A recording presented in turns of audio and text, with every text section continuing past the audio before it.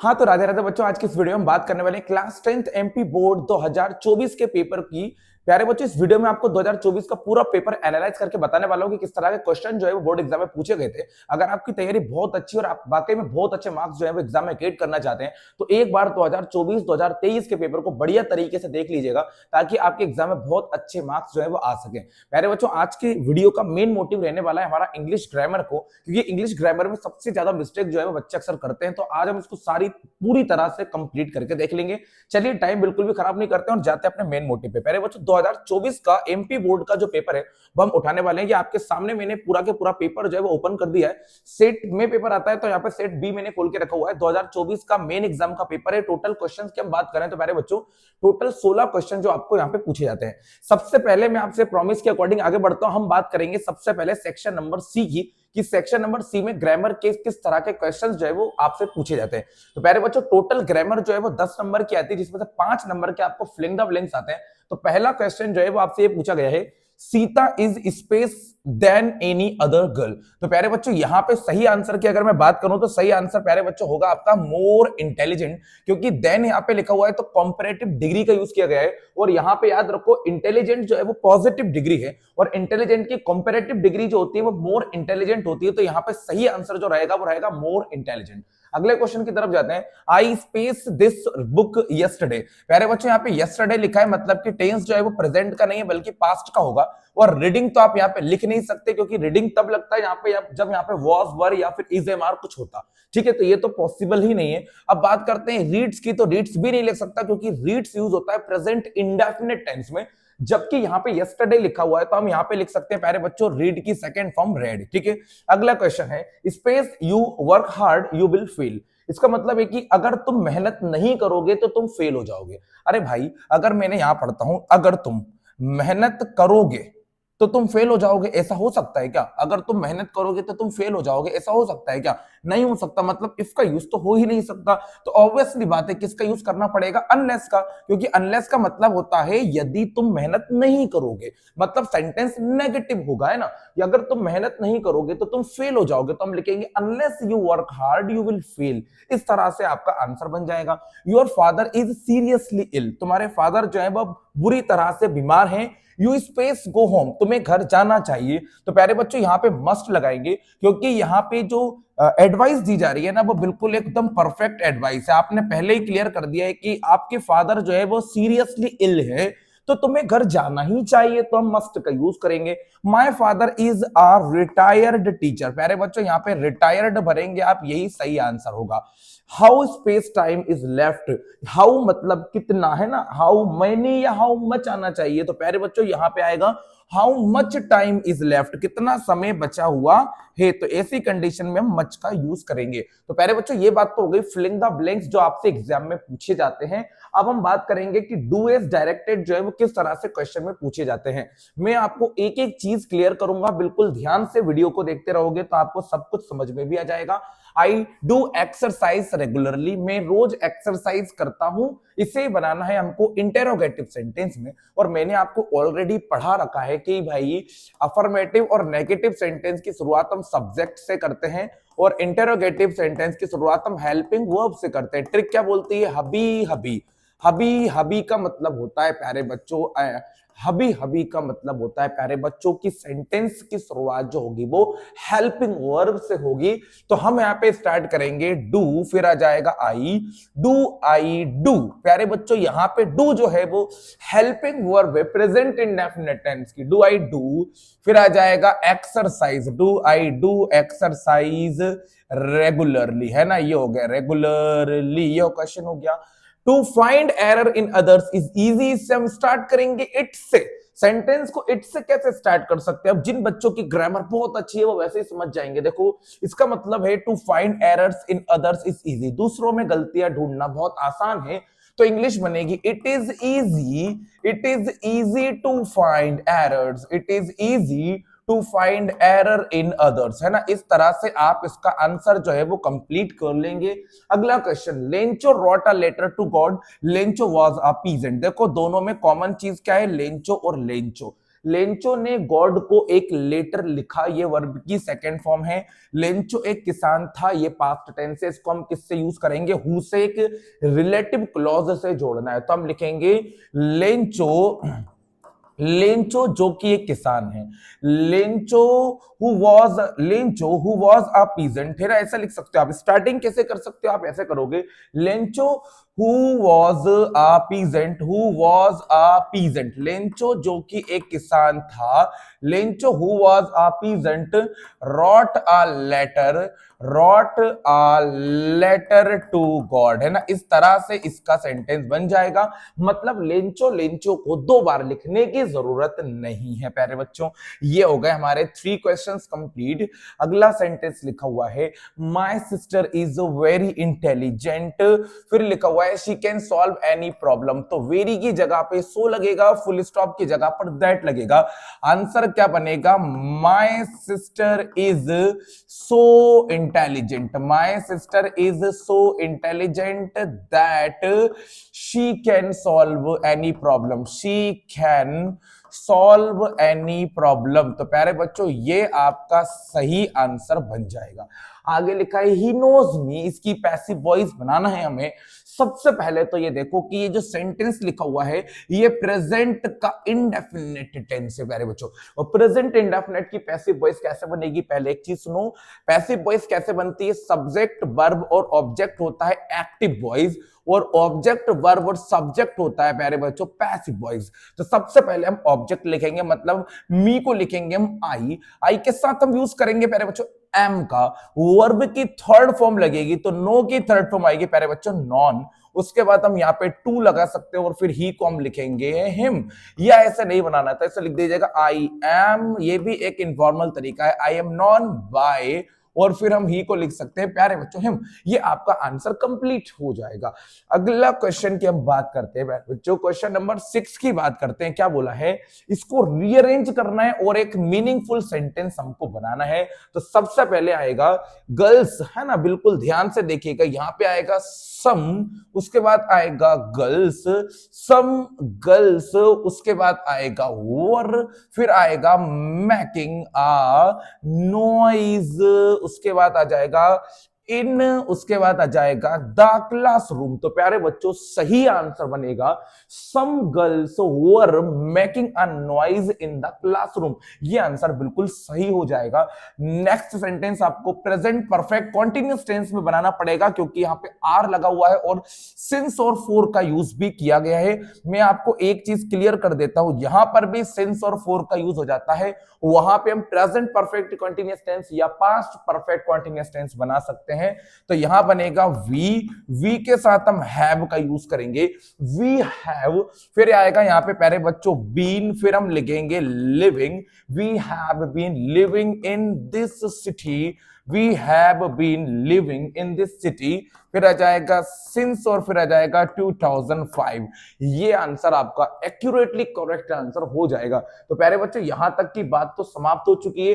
अब जाते हैं सेक्शन नंबर डी के ऊपर। सेक्शन नंबर डी में आपसे क्या पूछा है? सबसे पहले क्वेश्चन आंसर दिए हैं, हाउ डज द फॉग कम। तो ये क्वेश्चन आंसर को मैं भी थोड़ी देर के लिए रोक देता हूं, पहले अपन देखते हैं कि एमसीक्यूज किस तरह के पूछे जाते हैं। प्यारे बच्चों सबसे पहला क्वेश्चन हम एमसीक्यूज का पढ़ते हैं।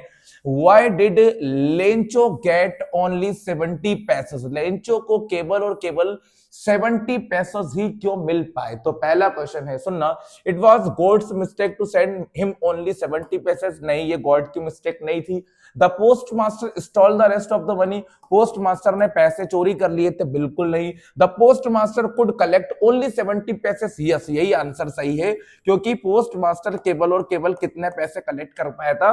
70 पैसेस ही कलेक्ट कर पाया था। अगला question, when Anne Frank decide to write a diary she was, Anne Frank ने डायरी लिखने का डिसीजन कब लिया? जब वो केवल और केवल कितने साल की थी? तो याद रखो, 13 ईयर ओल्ड गर्ल, जब वो केवल और केवल एक 13 साल की ही लड़की थी। अगला question, the proposal is one act play about Russian wedding, है ना, तो ये आप याद रखो, यहाँ पे आएगा रशियन वेडिंग कल्चर, ये आपका आंसर बिल्कुल सही होगा। अगले क्वेश्चन की तरफ जाते हैं प्यारे बच्चों। क्वेश्चन में पूछा है 10th में इज साउथ अफ्रीका, है ना, सुनिएगा, 10th में इन साउथ अफ्रीका इज, तो इसका आंसर आएगा एन ऑटम डे, यहां पे आप भर देंगे एन ऑटम डे, ये मैंने चैप्टर में ऑलरेडी पढ़ा रखा है, आपको वहां से एक बार देखने की जरूरत पड़ेगी। नेक्स्ट क्वेश्चन नंबर 15 पे जाते हैं प्यारे बच्चों। एक एक्सट्रैक्ट आपको पेपर में दिया होता है 3 नंबर का, और ये एक्सट्रैक्ट किस चैप्टर से पूछा जाता है तो वो भी सुन लीजिएगा प्यारे बच्चों। ये आपको आता है फर्स्ट फ्लाइट वाली जो बुक है उसी से ही पूछा जाएगा, 100% है कि आपकी फर्स्ट फ्लाइट वाली बुक से ही पूछा जाएगा। यहां पे हम देखते हैं कि किस चैप्टर का है। The baker usually collected his bills at the end of the month, तो मुझे पहली लाइन से समझ में आ गया, ये है ग्लिम्पसेस ऑफ इंडिया का first part, a baker from Goa का, ठीक है। सबसे पहला question, monthly account of the baker were recorded, अभी लिखा है पन्ने देखो, monthly account of the baker recorded on some walls with pencil, तो यहां पे आंसर आएगा on some walls in pencil, ये हो गया। Which word in the extract mean a pleasant fate body? A pleasant fate body का मतलब बताना है, तो प्यारे बच्चों यहां पर हम लगाएंगे, बिल्कुल ध्यान से सुनना, ये लिखा हुआ है, ठीक है, लुक्ड प्रॉस्पेरस, जो फैमिलीज थी वो देखने में प्रॉस्पेरस लगती थी, समृद्ध लगती थी, तो आएगा prosperous. The baker and his family never starve because, जो बेकर है और उनकी फैमिली है वो कभी भी भूख से नहीं मरते थे, क्योंकि they were doing some other business also, नहीं बिल्कुल नहीं, baking was a profitable profession, yes यही सही आंसर है, क्योंकि जो बेकिंग है वो एक प्रॉफिटेबल प्रोफेशन होता है, ठीक है, इसलिए, ठीक है ना। चलिए आगे देखेंगे, बिल्कुल ध्यान से देखेंगे प्यारे बच्चों। अगला क्वेश्चन दिया हुआ है, ये बताइएगा कि किस पोयम से लिया गया है। प्यारे बच्चों क्वेश्चन पढ़ते हैं, ये लिया गया है अमांडा वाली पोयम से, ठीक है, अमांडा पोयम से, फर्स्ट फ्लाइट बुक से ही है।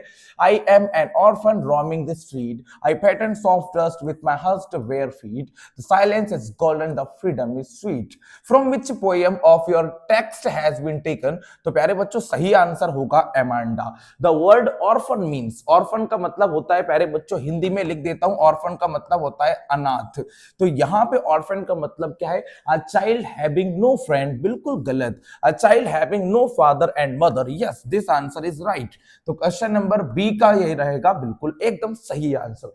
अगले क्वेश्चन की तरफ आगे बढ़ते हैं प्यारे बच्चों, what does the girl actually want, जो अमांडा है वो वाकई में चाहती क्या है, she wants freedom and silence, she wants to be an orphan, नहीं वो अपने आप को अनाथ नहीं चाहती, she wants to remain bare feet, ये भी नहीं चाहती, she wants to walk on soft dust, ये भी नहीं चाहती, वो रियलिटी में पता है क्या चाहती है, she wants freedom and silence, उसको फ्रीडम और साइलेंस ही ज्यादा पसंद है। तो ये क्वेश्चन भी कंप्लीट हो गया है। इसके बाद हम बात करते हैं कि किस तरह की एप्लीकेशंस और लेटर जो है वो पेपर में आपसे पूछे जाते हैं।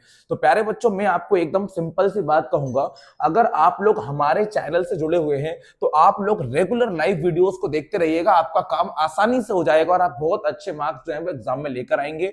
यहाँ पे आपको मैं सजेशन दूंगा कि इंपॉर्टेंस ऑफ ट्रीज बढ़िया तरीके से कंप्लीट कर लीजिएगा, उसके बाद साइंस कंप्लीट कर लीजिएगा, उसके बाद में importance of games and sports complete कर लीजिएगा। सर मिलेंगे कहां पे, तो मैं आपको तीनों का सॉल्यूशन बता देता हूं। सबसे पहले हम बात करते हैं ट्रीज वाले की, तो प्यारे बच्चों ट्रीज वाला जो है आपको यहां से मिल जाएगा, तो आप लोग इसको बढ़िया तरीके से कवर कर लीजिएगा। ये मैं आपके सामने ओपन कर देता हूं, ये हो गया ट्रीज वाला पूरा के पूरा। इसका पीडीएफ चाहिए तो आप हमारे टेलीग्राम चैनल से जुड़ जाओगे, तो वहां से आपको पीडीएफ भी मिल जाएगा। ये ट्रीज वाला आप यहां से कंप्लीट कर लेंगे। उसके बाद हम बात करते हैं ऐसे की, तो ऐसे कौन सा कंप्लीट करना चाहिए। एक तो ऐसे आप वंडर ऑफ साइंस का कंप्लीट करोगे जो आपके सामने मैंने ओपन कर दिया है, उसके बाद आप गेम्स एंड स्पोर्ट्स का कंप्लीट करोगे जो मैंने आपके सामने पूरा ओपन कर दिया। इसका पीडीएफ चाहिए तो आप टेलीग्राम चैनल से जुड़ जाएंगे, तो आपको वहां से पीडीएफ भी मिल जाएगा। आगे की बात करते हैं प्यारे बच्चों, ये दिया हुआ है आपको एक पिक्चर राइटिंग। पिक्चर राइटिंग में किस चीज की बात कीजिए, सुनिएगा, गुड हैबिट्स की बात की गई है। Do some exercise, get up early, maintenance cleanness around you, respect teachers and elders, have heavy breakfast. तो प्यारे बच्चों कुल मिला के हमारे डेली रूटीन के बारे में बताया गया है, हैबिट्स के जिसके बारे में बताया गया है वो आपको लिखना रहेगा। ठीक, इसके बाद हम बात करते हैं नोट्स और टाइटल की। तो प्यारे बच्चों, नोट्स और टाइटल का मैंने ऑलरेडी वीडियो बना रखा है, आप चाहो तो हमारी प्लेलिस्ट में जाकर चेक कर सकते हो। वहां पे आपको सारा के सारा कंटेंट जो है वो आसानी से मिल जाने वाला है, वहीं से आप जाकर चेक कर लीजिएगा। आपको सारी चीजें ऑटोमेटिक समझ में आ जाएंगी कि कैसे क्या करना है। अब बात करते हैं क्वेश्चन आंसर की। तो प्यारे बच्चों, क्वेश्चन आंसर बहुत ही सिंपल से पूछे जाते हैं। मैं आपके सामने कुछ क्वेश्चन डिस्कस करूंगा ताकि आपको चीजें बहुत ही बढ़िया तरीके से समझ में आ जाएं। चलिए सबसे पहले जाते हैं हम अपने फर्स्ट क्वेश्चन की तरफ। ये ग्रामर सेक्शन खत्म होता है। हाउ डज द फॉग कम, ये क्वेश्चन आपको लिया गया है पोयम वाले सेक्शन से। तो मैं डायरेक्टली आपके सामने पोयम वाले सेक्शन पे जाता हूं ताकि आपको चीजें समझ में आ जाए। पहला क्वेश्चन है, how does the fog come, fog किस तरह से आता है। तो प्यारे बच्चों लिखा हुआ है, the fog comes silently like a cat and no one can sense its arrival. जो फॉग होता है वो एकदम कैट की तरह आता है और कोई भी इसकी अराइवल को सेंस नहीं कर सकता। ये क्वेश्चन आपको यहां से कंप्लीट कर लेना है। इसके बाद हम बात करते हैं क्वेश्चन की, what happens to the house when the trees move out of it. उन घरों का क्या होगा जहां से पेड़ों को मूव आउट कर दिया जाएगा। तो प्यारे बच्चों, ये जो क्वेश्चन है वो ट्रीज वाले चैप्टर से लिया गया है। What happened to the house when the trees move out of it? When the trees move out of the house, the glass gets broken and the small of the leaves reach to the room of the house. ये question आपको यहां से complete कर लेना है। इसके बाद अगर हम क्वेश्चन की बात करें, What do the crow and hamlet represent in the poem? जो क्रो है और हैमलक है वो पोयम में किस चीज को रिप्रेजेंट करते हैं। तो प्यारे बच्चों, ये आपको फर्स्ट वाली पोयम का ही आंसर आसानी से मिल जाएगा। ये लिखा हुआ है, ठीक है। क्वेश्चन कहां मिलेगा आपको, क्वेश्चन मिलेगा ये, what do the crow and hemlock represent in the poem. ठीक है, तो ये क्वेश्चन आपको कंप्लीट करना है। इसके अलावा भी सारे क्वेश्चंस यहाँ पे आपको आसानी से मिल जाएंगे। क्वेश्चन आंसर जो एग्जाम में पूछे जाते हैं वो बहुत ही इजी और बहुत ही सिंपल होते हैं। प्यारे बच्चों, इन सारे क्वेश्चनों के आंसर अगर आपको चाहिए तो आप हमारे टेलीग्राम चैनल से जुड़ जाइए, चैनल को सब्सक्राइब कर दीजिएगा और लाइव वीडियो जरूर देखिएगा। आपको उसके अंदर सारी चीजें एकदम फ्री ऑफ कॉस्ट मिल जाने वाली हैं। और एक रिक्वेस्ट रहेगी आपसे, चैनल को सब्सक्राइब आप जरूर कीजिएगा।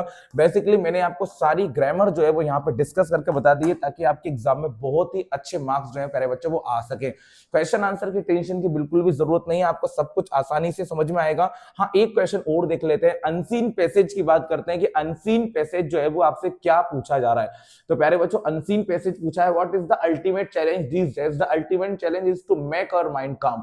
यहां पे आपसे पूछा है the word meditation is, meditation एक क्या है। तो प्यारे बच्चों, meditation जो है वो यहाँ पे यूज हुआ है एक नाउन फॉर्म की तरह, है ना। मेडिटेट का होता है नाउन फॉर्म मेडिटेशन। ये गलत लगा हुआ है इसके अंदर, टिक। सही आंसर रहेगा प्यारे बच्चों नाउन रहेगा, है ना। एकदम प्रॉपर आंसर मैं आपको बताऊं तो सही आंसर अगर हम बात करें तो क्या रहेगा, नाउन। यही इसका एकदम करेक्ट आंसर हो गया। मेडिटेशन जो है प्यारे बच्चों वो एक नाउन है। इसके अलावा और बताता हूं, जैसे इंट्रोड्यूस का होता है इंट्रोडक्शन, ठीक है। कंक्लूड का होता है कंक्लूजन, ठीक है। और भी बहुत सारे नाउन फॉर्म्स होते हैं, अलग अलग टाइप से बनते हैं। अगला क्वेश्चन भी देख लेते हैं क्या आपसे पूछा गया है। Question number second, which word in the passage means an ability to keep something in mind. तो पहले बच्चों यहाँ पे आप कुछ चीज दिमाग में बनाए रखना, ठीक है। तो इसका आंसर हो सकता है प्यारे बच्चों सेंस हो सकता है। आप लोग एक बार ढूंढोगे तो आपको आंसर मिल जाएगा। और अगर आप वाकई में मेरी वीडियो को देख रहे हो तो आप इनके कमेंट में आंसर बताइएगा क्या होगा। The ultimate challenge these days is to, the ultimate challenge, तो इसका आंसर प्यारे बच्चों बनेगा मेक योर माइंड काम। ये आ जाएगा आपका बिल्कुल सरल, ठीक है। Meditation helps student, meditation student की हेल्प करता है वजन को गेन करने में, हाइट को इंक्रीज करने में, जॉब को गेट करने में नहीं, to improve long term performance in studies, ठीक है। ये आपका आंसर हो सकता है। The simplest form of meditation is focusing on breathing। तो सी वाला आंसर बिल्कुल सही रहेगा, इसमें टिक गलत लगा हुआ है, सी आंसर इज राइट रहेगा, ठीक है। अब आपसे मैं एक रिक्वेस्ट करूंगा, अगर आपने वीडियो देखा है तो सेकंड वाले अनसीन पैसेज के आंसर एक बार बताइएगा कि क्या आंसर सही हो सकते हैं। ये पैसेज आपके सामने है और ये क्वेश्चंस आपके सामने आपको दिखाई दे रहे हैं, ठीक है। अपन मिलते हैं नेक्स्ट वीडियो में और हम यहाँ पे सारे चैनल सभी सब्जेक्ट के जो पेपर्स हैं वो अपलोड करेंगे। न्यू है तो चैनल को सब्सक्राइब करेगा। जय श्री महाकाल।